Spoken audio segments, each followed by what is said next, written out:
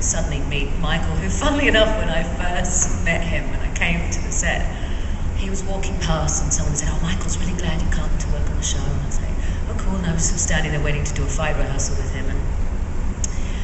And he walked past, and I thought he had seen me, and he kept walking. And I thought, he's one of those. First thing that Claudia did, Claudia, the first thing that she says, her impression of me was, she was on set, we were just supposed to do a fight rehearsal, but she wasn't working in costume that day. And so I was on my way to the set where we were shooting some stuff on the bridge of the Prometheus, and she wasn't working, and so I walked by her, and she was kind of like there, sort of, and I just kind of walked by her because I was just on my way focused on going to work, and her first impression of me was, "You frickin' blew me off, dude." He hadn't seen me at all, and when he came up, he was just, "Oh, hi, it's really nice to meet you," and he was just being so Canadian and so sweet, and I was like, oh, okay, I have to get that thought out of my head now. He's a completely different person to who I suppose I thought he was, and I was so impressed because straight away Michael was contributing and sharp in the same way that Ben was about, let's make this better, let's make this work. And the first thing that she said to me was, "What can I do?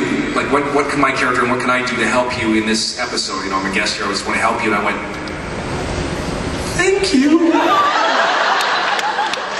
Because usually actors aren't about, you know, not necessarily about, especially ones that have just met, they're not about the collaborations, they're still trying to figure each other out.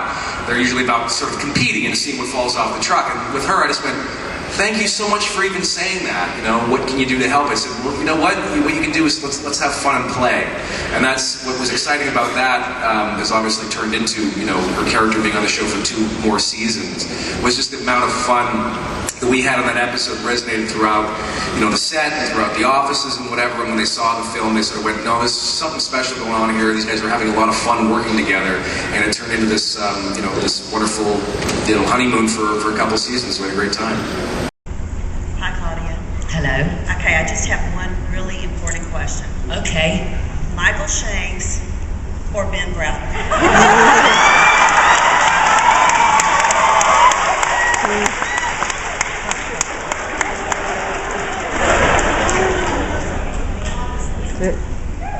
Say that? You want me to be honest this time?